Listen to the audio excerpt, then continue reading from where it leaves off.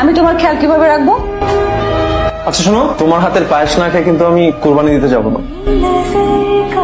ঈদের যেসব রান্না আছে সব তুমি রান্না করবা, পায়েস তো তুমি রান্না করতে পারবা না, পায়েস আমার মেয়ে রান্না করবে।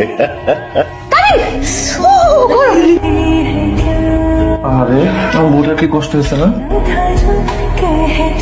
তোমাকে না বলছি আমার মেয়েকে দিয়ে কাজ করাবা না? হ্যাঁ, কিরকম ঘেমে গেছে, হাতটা তো পুড়েই যাচ্ছিল। তুমি তো তোমার মেয়েকে সারা জীবন ঘরে রেখে দিবা। হ্যাঁ, আমার মেয়েকে আমি সারা জীবন আমার কাছে রেখে দিব, ওকে বিয়ে দিব না।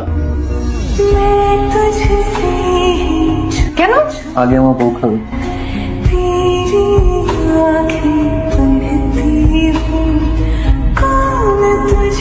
তোর হাতের বানানো পায়েস খাওয়া ছাড়া তো আমি কখনো কোরবানি করতে যাইনি। আজকে তোর হাতের বানানো পায়েস খাওয়াবি না?